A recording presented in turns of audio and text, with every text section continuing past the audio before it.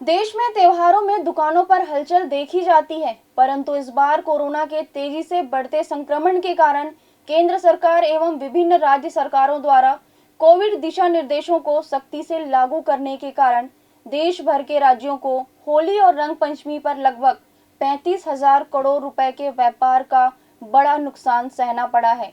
कमोबेश स्थिति राजधानी रायपुर में भी देखने को मिली।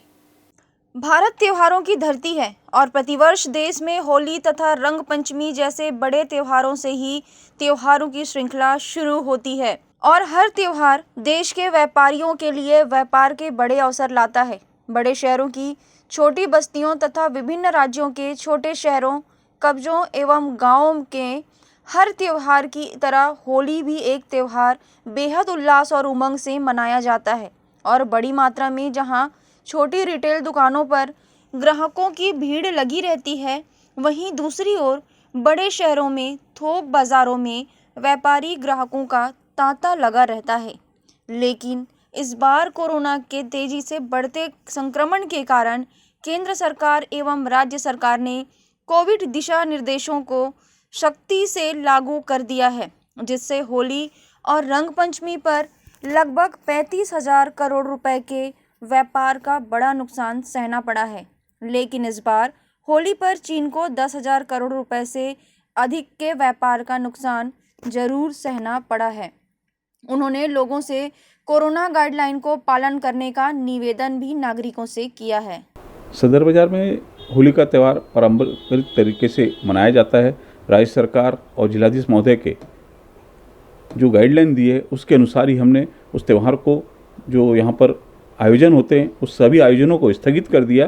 केवल यहाँ पर सेठ जी की पूजा अर्चना, जो होली की परंपरा पुरानी 150 साल पुरानी है, उसके अनुसार हमने पूजा अर्चना की और हम सभी से यही अनुरोध भी करेंगे कि राज्य शासन और जिलाधीश महोदय की गाइडलाइन का पूर्णतः पालन करें, दूरी बनाए रखें, मास्क का उपयोग करें और व्यवसाय निर्बाध गति से करते रहें। यही हमारा सभी से अनुरोध है। वहीं दूसरी ओर व्यापारी ने कहा कि पिछले साल की अपेक्षा इस साल हमारे व्यापार को काफी नुकसान उठाना पड़ा है।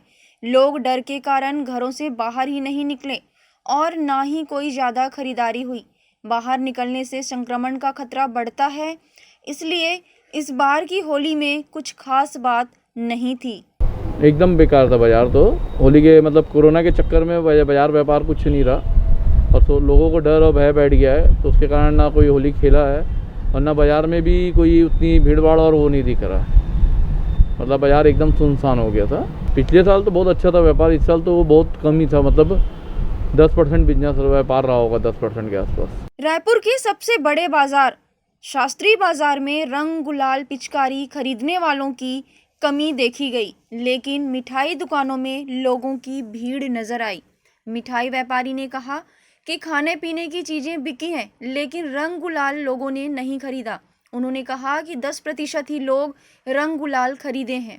हमारा ठीक था, हम लोग मिठाई वाले हैं, खाने पीने की चीज़ें हैं, हमारा ठीक चल रहा। बाकी रंग पिचकारी वालों की वाट लग गई, क्योंकि गवर्नमेंट ने, सरकार ने मना कर दी कि होली खेलना नहीं है बाहर। 144 धारा लागू कर दी है, उसकी वजह से इनका जो व्यापार है वो लगभग पूरा मार खा गया। हम लोग का क्या है, ज़रूरी रहता है, खाने पीने की चीज़ें रहती है, शक्कर की माला है जो पूजा पाठ के लिए चलती है, वो बिक गया। बाकी पिचकारी वालों का और बाकी लोगों का व्यापार में बहुत फर्क पड़ा। कोरोना संक्रमण पूरे देश में जन धन व्यापार सब पे भारी पड़ा, जिसके चलते लोगों को काफी नुकसान हुआ है। होली का रंग फीका तो हुआ, साथ ही साथ बाजारों से लोगों की भीड़ भी गायब रही, जिससे व्यापारियों को भारी नुकसान उठाना पड़ा।